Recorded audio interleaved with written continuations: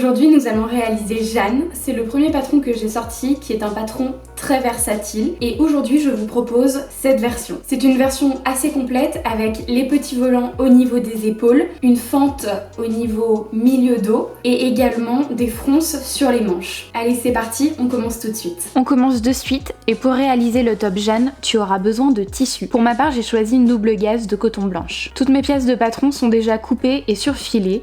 Si tu n'as pas de surjeteuse, je te conseille de faire un point zigzag sur tout le tour de tes pièces pour qu'il ne s'effiloche pas. Comme tu peux le voir, j'ai séparé mes pièces de patron en deux piles, le buste et les manches.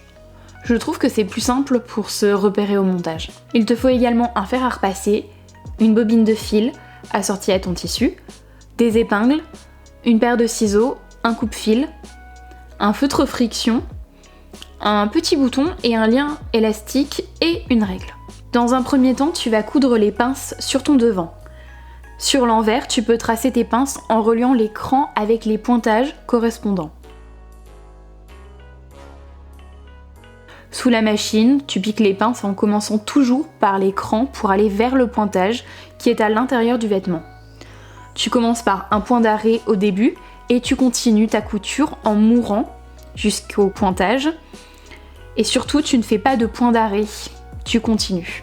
Tu dois coudre dans le vide et faire une petite chaînette. Si tu fais un point d'arrêt, il se verra. Ensuite, tu viens plaquer tes pinces vers le bas avec le fer. On va maintenant faire le dos du vêtement. En plein milieu du dos, tu traces une ligne de 10 cm. Tu coupes.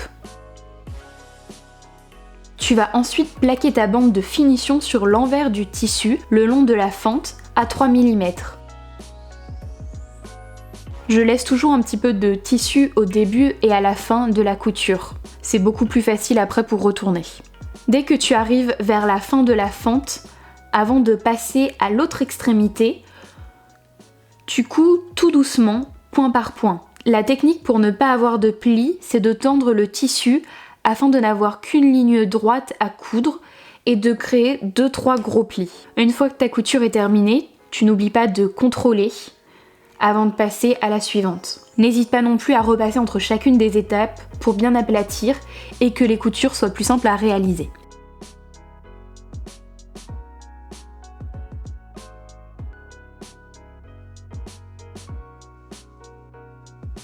Ensuite, tu replies ta bande de finition à 1 cm du bord et replie-la en deux vers l'endroit.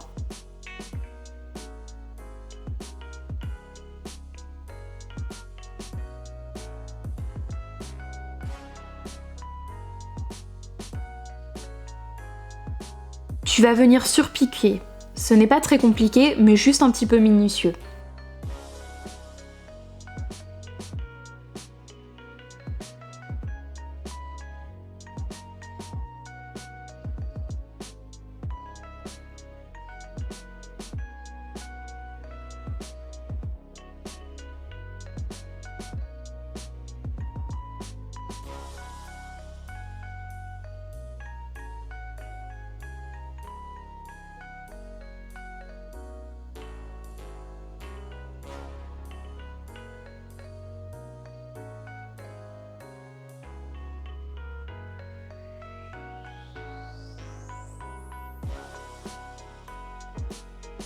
Ensuite, tu plies en deux ce que tu viens de faire et tu vas venir coudre en diagonale par rapport à la finition pour former un petit triangle.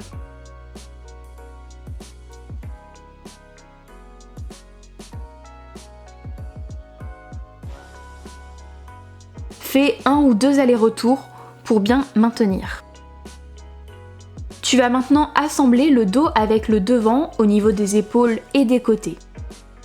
N'oublie pas de faire un point d'arrêt à chaque début et fin de couture.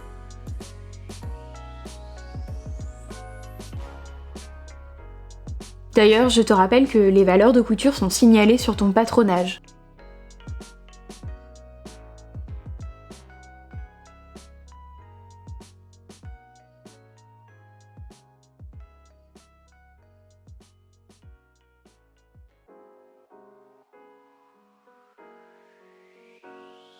Maintenant, on va passer aux manches.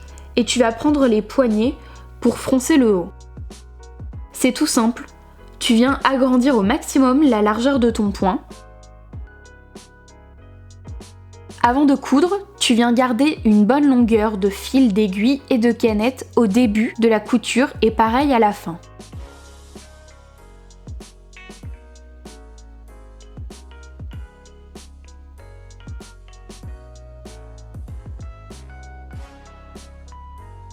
À l'une des extrémités, tu fais un petit nœud pour retenir les fronces et à l'autre extrémité, tu prends l'un des deux fils et tu tires délicatement sur ton tissu.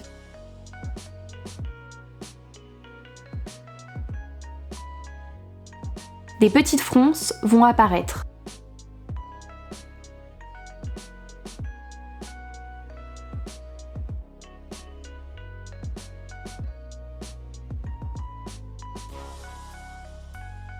Tu dois froncer jusqu'à ce que ton poignet mesure la même valeur que celle du bas de ta manche.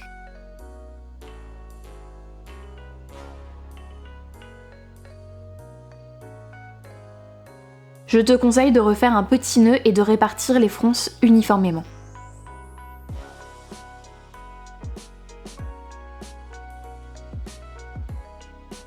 Ensuite, tu vas passer à la machine et tu vas assembler ton poignet avec ta manche, endroit contre endroit. On n'oublie surtout pas de remettre les réglages initiaux de sa machine et je te conseille de bien plaquer le tissu de chaque côté avec tes mains lorsque tu couds pour avoir une belle couture.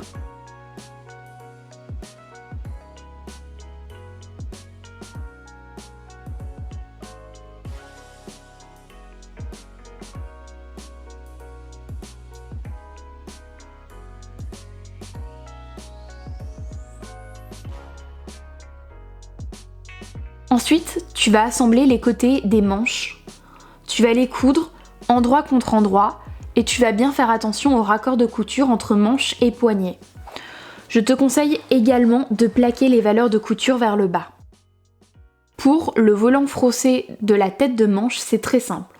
Tu commences par faire un ourlet mouchoir, donc 5 mm sur 5 mm. Soit comme moi, tu peux faire un petit rouloté à la surjeteuse.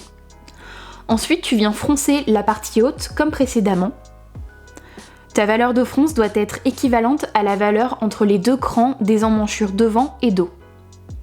Et tu répartis correctement tes fronces pour avoir un joli résultat.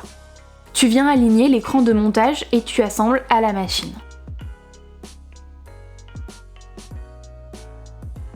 Maintenant que tu en es là, tu vas ouvrir toutes les coutures, les côtés des manches, les assemblages des côtés du buste et les épaules.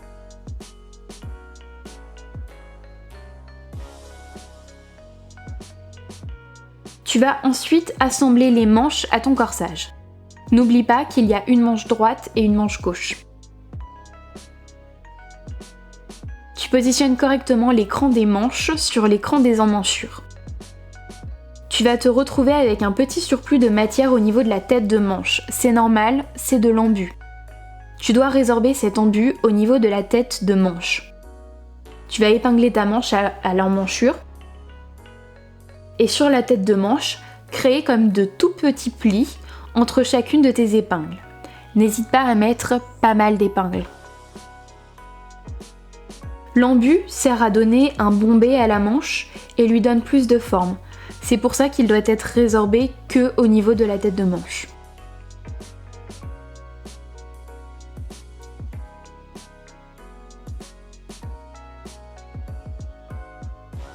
Ensuite, tu vas coudre. Commence toujours par la couture du dessous de manche en alignant correctement les coutures, mais surtout pour que ton point d'arrêt ne se voit pas. Pour ma part, j'ai pour habitude de toujours avoir la manche sur les griffes de la machine et le corps juste sous le pied presseur. Alors, ok, je ne vois pas si je fais ou pas des petits plis sur la manche, mais en même temps, si j'ai bien épinglé, je me fais pas trop de soucis. Mais c'est surtout que j'ai toujours cette impression que les griffes entraînent légèrement plus vite que le pied presseur, et c'est exactement ce que l'on veut pour coudre la manche.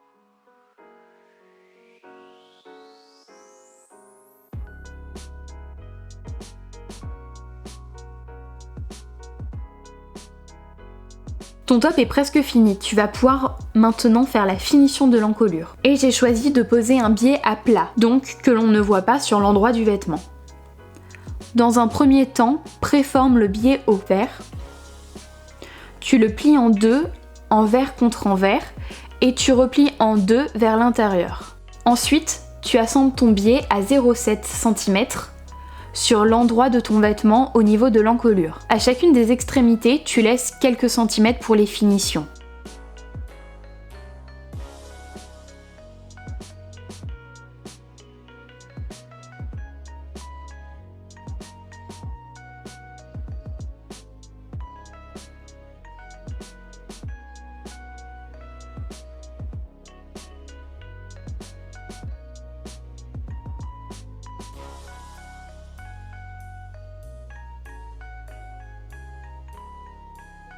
Repasse ta couture.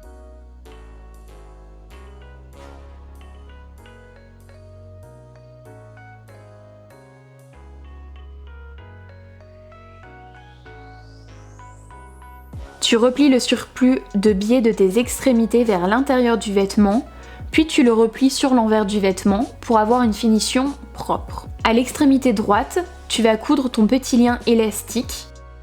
N'hésite pas à faire plusieurs allers-retours pour bien le maintenir. Et tu plaques le biais sur l'envers du vêtement à 0,7.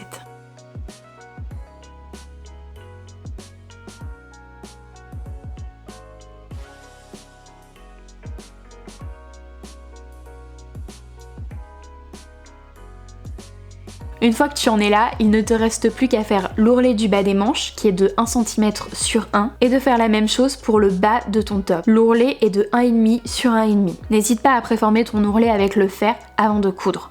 Et il reste le petit bouton à coudre côté gauche de l'encolure. Et c'est terminé. J'espère que ce tuto vidéo t'aura plu et surtout qu'il t'aura aidé au montage de ton top Jeanne. Si quelque chose n'est toujours pas clair, on en discute dans les commentaires sous cette vidéo. Si tu as reproduit Jeanne, n'hésite pas à m'envoyer des photos et à les partager sur Instagram en taguant le nom de la boutique Unique Création. Sinon abonne-toi, like cette vidéo et commente si elle t'a plu. Allez, bisous!